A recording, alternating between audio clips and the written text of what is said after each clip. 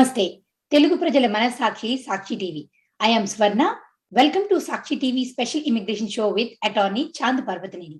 He is a managing attorney at the law office firm of Sim Parvataneni and Brown PLLC. Please note that Sakshi TV now has 3 immigration shows every week on Tuesday at 3 p.m. EST with attorney Ms. Sheila Murthy, Wednesday at 5:30 p.m. EST with attorney Ms. Prashanthi Reddy, and on Friday at 6 p.m. EST with Banu Ilendra.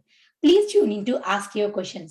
If you have any queries regarding immigration, please feel free to call us. Our attorneys would like to answer your questions. If you are an immigration attorney and would like to join us in our special shows, please email us at usa@sakshi.com or call us at 866-725-7441. Before we begin the show, please note down the information provided in this show is not a legal advice. It's for general information purposes only. Sakshi TV or its agents are not responsible for the use of this information. If you need a specific legal advice, please contact attorney directly. For that, we have our attorney Chand Parvataneni with us. Mr. Chand needs no introduction, but if you need consultation, please log on to spblawfirm.com for contact information. When you contact with him, don't forget to mention Sakshi TV. From the beginning, spblawfirm.com has put a wealth of free information and online tools in the hands of the immigrant community and for the benefits of US employers. The www.spblawfirm.com site provides you the latest information, cutting edges information on US immigration law and policies, explained in terms you do not have to be a lawyer to understand. Today's topic, immigration travel updates and H1B visa updates. We will continue the knowledge session along with followed by question and answer. Before we get into the topic, you can call us on the number on the screen for questions related to immigration and ask for your help. Without any further delay, let's start our show by welcoming Mr. Chand. Hello, Chand. How are you? Welcome to the show. Hello, Swarna. Thank you so much for inviting me, and it's an honor to be on Sakshi TV. And it's really very good that Sakshi TV is doing so much to help the community. You're putting information in the hands of the community and doing a great service to the entire community as a whole. Awesome. Thank you so much. Can you please provide information on your law officers, practice areas, and your experience, please? Sure. So my name is Chand Parvataneni, and I'm practicing since 2011 in the Dallas, Texas area. And during the course of my career, I helped hundreds of companies, thousands of filings, immigration, non-immigration filings. And I particularly focus on employment-based petitions, and more specifically, specialty occupation petitions and any job that's complex that requires at least a bachelor's degree or above. And during the course of my career, I've interacted with various IT companies, the big companies, small companies, even state government sponsoring H1s. And it's my pleasure to be here today, and we'll definitely discuss the topics that concern specifically employment-based immigration and also Indian community as a whole, any immigration laws that would impact Indian community as a whole. Awesome. That's great. So, Mr. Chand, can you please update us with any recent immigration updates concerning travel to US? Like any green card visa bulletin updates and recent H1B visa updates, please? Sure. So this month, we have some very good positive news. And that is White House finally announcing that starting from November 8th, the travel ban would end. As you all know that many people, they have not been able to travel to US. There are a lot of restrictions on travel to US, specifically the B1, B2, the tourist visa holders, especially like parents whose families are here in US. They're not able to travel. The H1B visa holders in general, they had many restrictions. They were not able to travel to US because of the travel ban that we had at least since last June. We had a travel ban instituted when Mr. Trump was the president. And then unfortunate COVID pandemic in India. So during May, we had the travel ban extended. So as we all know, we had this travel ban over the last 1 year, and travel was very, very difficult for people, especially on B1, B2 or on H1B. So the good news is this is coming to an end, and the White House has announced that starting from November 8th, travel ban will end. Again, there are The rule is that one has to be vaccinated, and one has to be vaccinated either by an FDA approved vaccine or a vaccine that has the emergency use license under the WHO, the World Health Organization. So, as a whole, anybody that is vaccinated should now be able to travel. So, definitely, we recommend vaccination. Vaccination is not only good for a person, but also helps the community as a whole. So, and the current ban, anybody that is vaccinated, free to travel. That is the good news. We also have some bad news. The bad news is on the green card side. So, as we all know, people are anxiously monitoring the priority dates over the last 1 year. A lot of people were able to get green cards. Unfortunately, this month we have some, I would say, terrible news. The news is that the dates have retrogressed back. So, after a long time, we are seeing a bad retrogression. So, the EB2 dates have luckily not retrogressed. They have went further up. But the EB3, a lot of Indian nationals are going to get impacted. The dates moved backwards. And the current priority dates for India is December 2011 for EB2. And for EB3 category, it is 15th January 2012. So that is pretty unfortunate because now the dates went back. And what that means is anybody after 2012 will not be eligible for getting a green card or filing the I-485 application. So that's on the green card side. And on the H-1B side, so on the H-1B side, again, the good news is that the travel ban is finally ending. So people can slowly start looking at applying for a visa without the national interest exemption waivers. That is one part. And the more important news is that the second lottery for H-1B. So the second lottery, as we all know, was taken, and the list has come out, and the deadline for that is November 3rd. So anybody that has been selected in the second lottery, the deadline to file their cases is November 3rd. That is next month, coming up in about 10 days. So what that means is people probably have another 2 or 3 days to get their LCA filings done. So they have to move very quickly, otherwise they will miss the deadline. So that's about the updates this month. Awesome. So, Mr. Chan, like you mentioned us about the travel ban removed to do. So, do you think like the H-1B employees can still travel to India safely? Any restrictions or anything they should know before traveling to India? Sure. So again, we have two categories. One, H-1B employees who already have a visa, H-1B visa. And then we have another category where they have an H-1B approval, they don't have a visa yet. So anybody that has a visa, I would say that it is safe to travel in general sense. I mean, they're good to travel because the travel ban is being removed if one is vaccinated.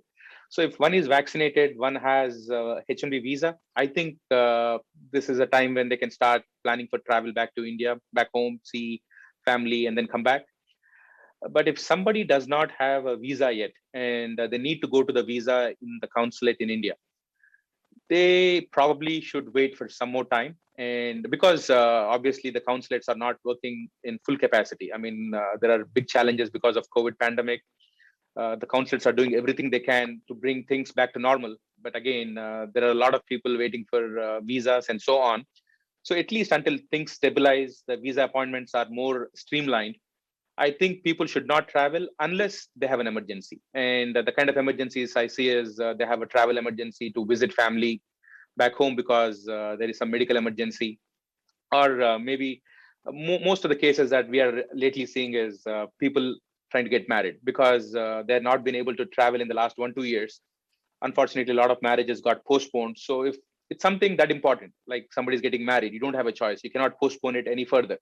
Then I would say, yes, go ahead and travel to India, take a chance and go for stamping.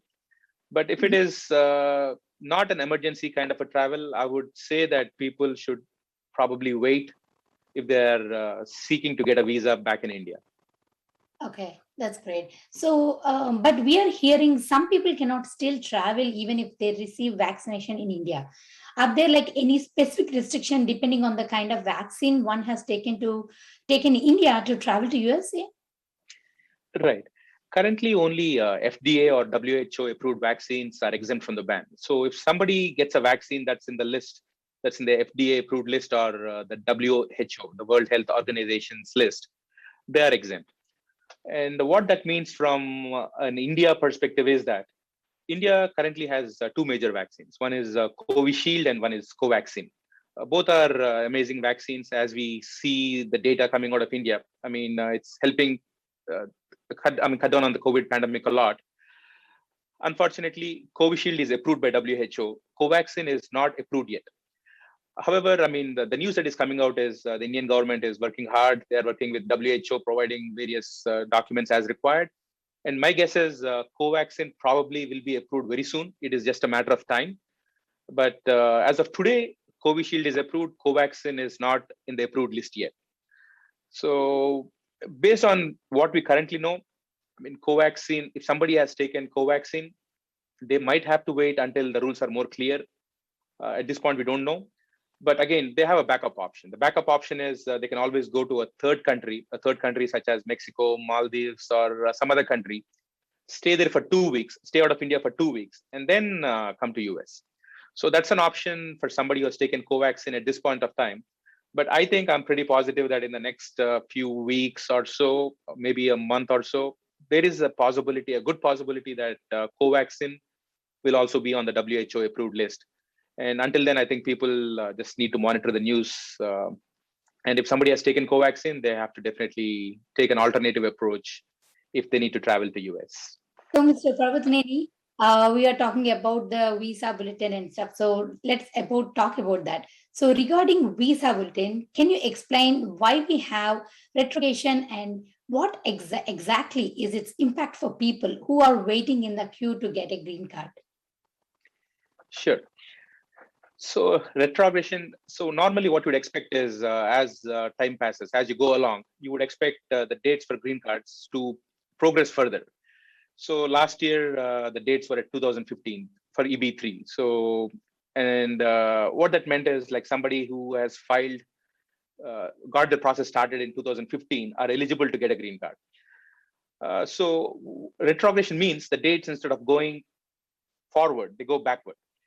And that is, unfortunately, it is very bad for Indian nationals who are working very hard, paying a lot in taxes, contributing a lot to the economy. Because the goal is you want to contribute to the economy, you want to become a green card holder and contribute to the economy. When the dates go back, that is called retrogression. What that means is right now, if you look at the dates went back to 2012. So somebody who has applied in 2012 is eligible to get a green card, but anybody after 2012 right now, they have to wait. They have to wait in the queue. So that is retrogression.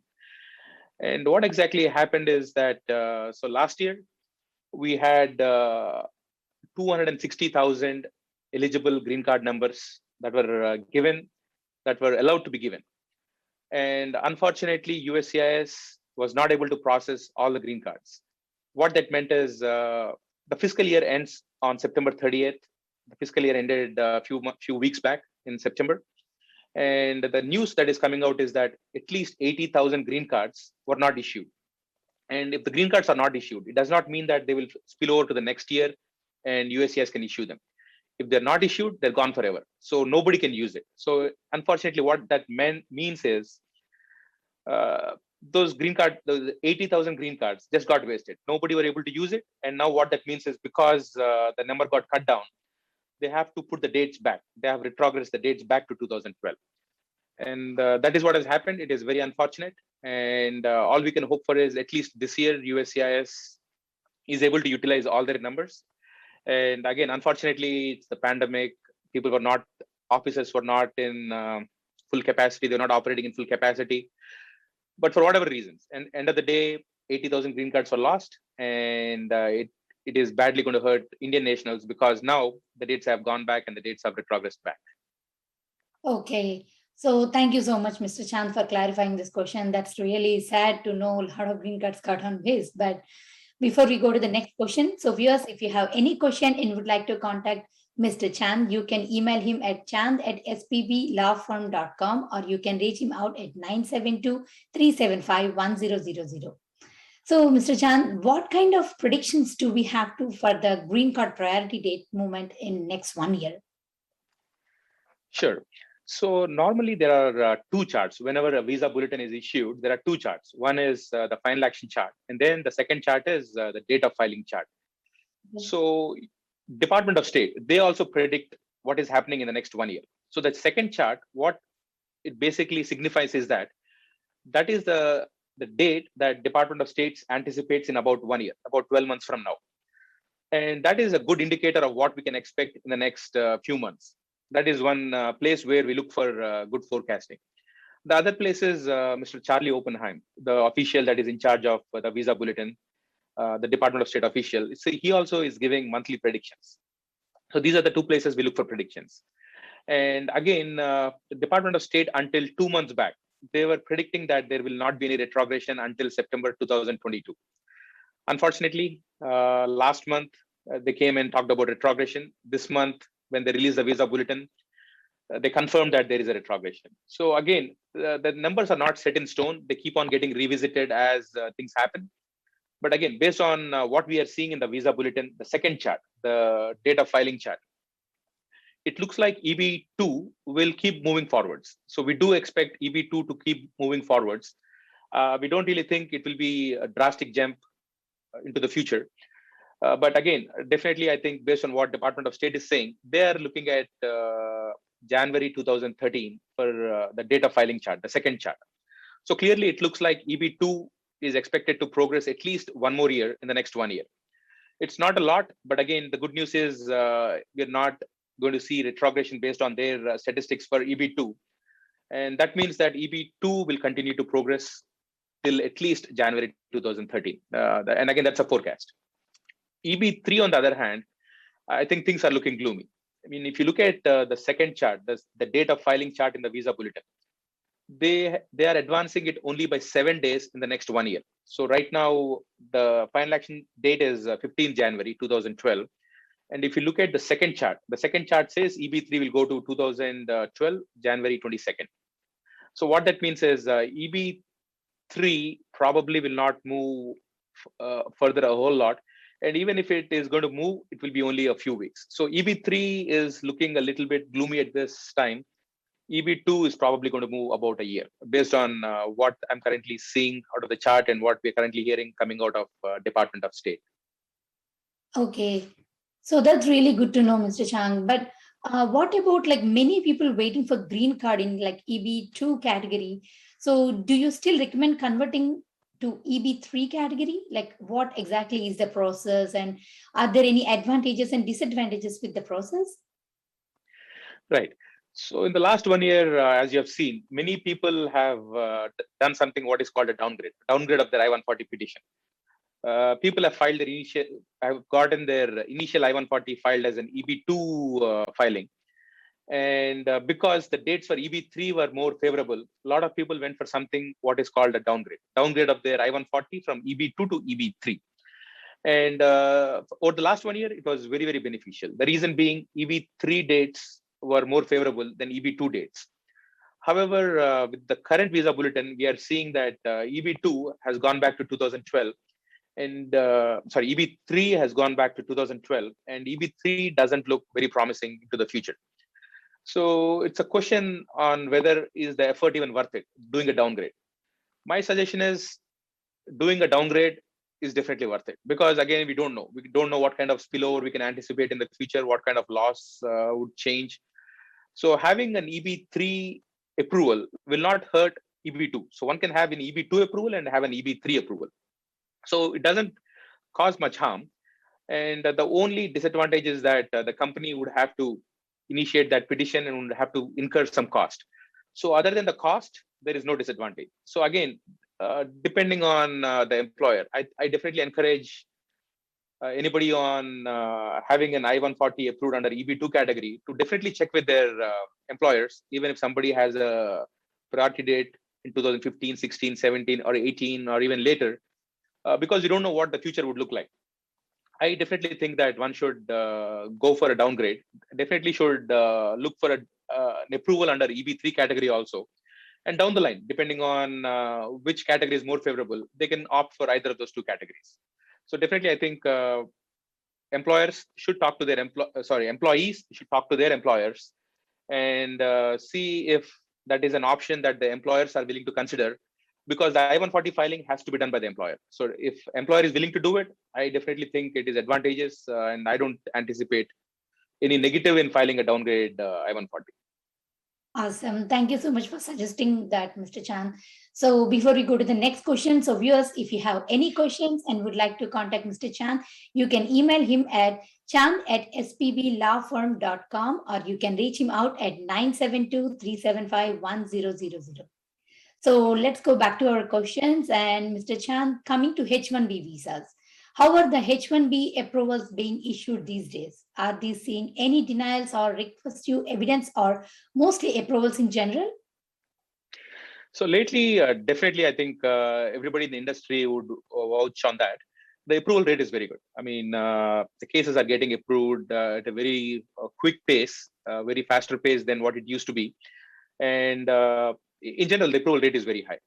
And clearly, as we all know, there is a huge labor shortage right now in all occupations. Pretty much every occupation is having a huge shortage because the pandemic impacted pretty much everything across the world. That being said, in the STEM fields, the science, technology, engineering, and math fields, there has always, historically, there's always been shortage in US. US is always looking for highly qualified STEM graduates, science, technology, engineering, and math graduates. So that being said, right now, because of the shortage, if one is a STEM graduate, one is qualified, and the job is a valid job, it looks like USCIS is having no issues in approving the cases, because all they want to make sure is the employee is qualified and the job is a legitimate, a valid assignment. So overall, I think the approval rate is good, and we're not really seeing people lose projects, people lose jobs just because the demand is so good. Right now, I think is a good time to be on the other side of the labor market, to be on the employee side. I think the demand is very, very huge. And that being said, it's clearly looking like USCIS is not causing any issues. They have been approving cases as long as the petition is good. Okay, that's great to know. But what about like if there is a request for evidence, also known as RFE, for an H-1B petition? How much time does usually like USCIS gives, and is RFE a sign that the case will be denied? Not really. So again, in the past couple of years, about say 1 year, 2 years back, especially during President Trump's administration, people used to get a lot of RFEs, and RFEs were very, very complex. They used to talk about employer-employee relationship. They used to talk about services and specialty occupation. They used to talk about contracts, vendor letters, client contracts, and so on. Back then, unfortunately, a lot of cases got denied. So, and back then, people were very worried. Whenever they got an RFE, people were worried about an RFE, because an RFE meant your case is closer to a denial back then. However, nowadays, most of the RFEs are very simple. Once somebody gets an RFE, they have 87 days to answer. Because of the COVID pandemic, because of various issues, for example, the mail getting delayed, people not getting RFE, the notices on time. Luckily, USCIS has given 60 additional days. So what that means is there is 87 days to answer the RFE that is usually given, plus another additional 60 days. So that it is close to 5 months. So people have 5 months to answer an RFE. And most of the RFEs are very simple, especially for H1s. All USCIS wants to confirm is the beneficiary qualified? Is the beneficiary maintaining status? Is the job a legitimate job? And in general, this is not very tough evidence that you can provide. So what we are seeing is the minute you provide those evidences, cases are getting approved. Getting an RFA is not bad. It does not mean that your case will get denied. It just means you have to be cautious. You have to make sure you're really looking at what USCIS is asking, and it is only a one-time opportunity. You cannot submit documents in multiple times to USCIS. So you get an RFE, you thoroughly go through the RFE, make sure you submit all the documents. I mean, based on the current approval rate, more than likely the case will get approved. So if you get an RFE, it does not mean the case will get denied.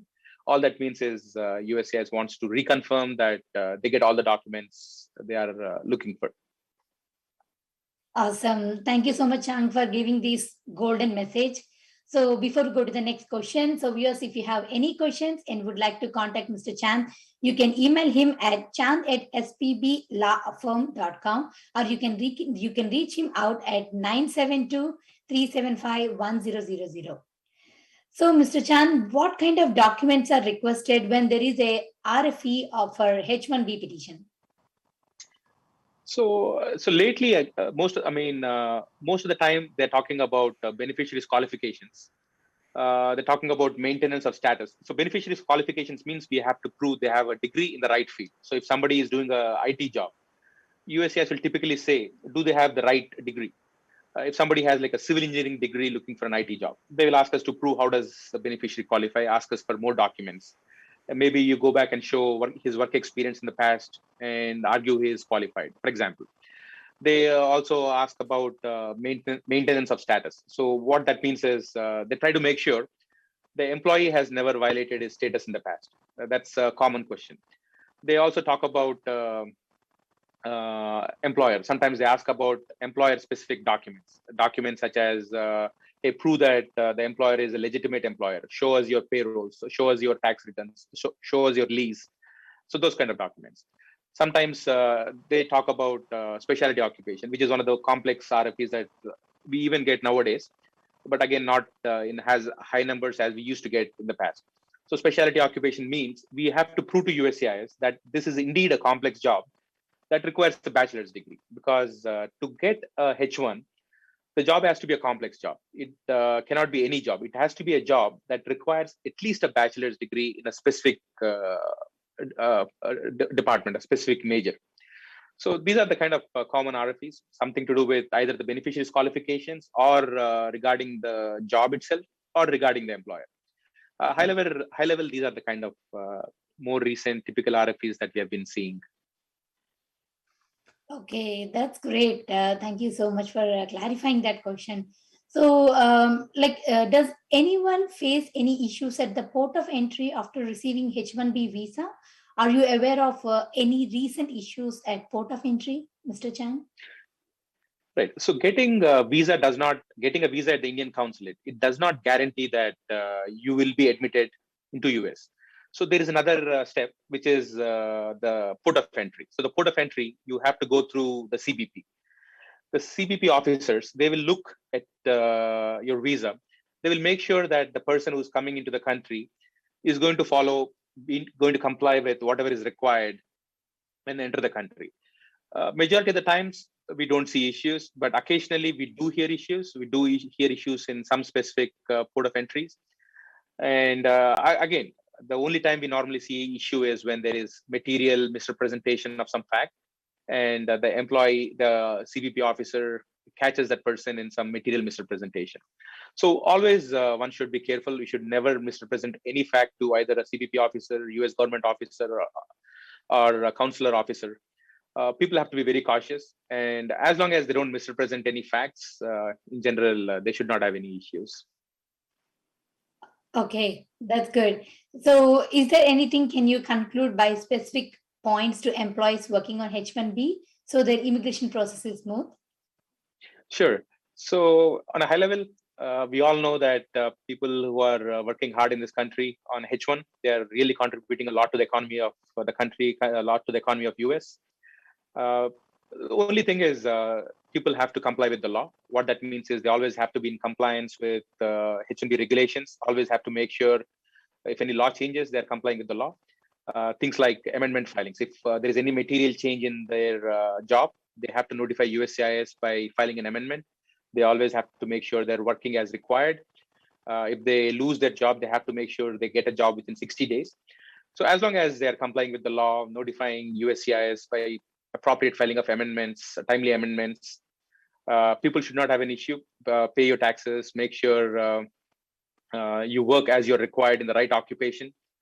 And by complying with various H-1B regulations, people can ensure that they don't run into any issues when they finally apply for the green card, they become green card holders, and so on. Awesome. Thank you so much, Mr. Chang, for clarifying the questions and suggesting us.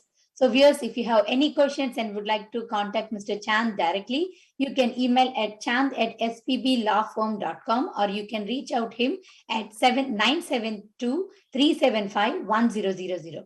This is Swarna signing off. You're watching Telugu Prajala Manasakshi, Sakshi TV. Namaste.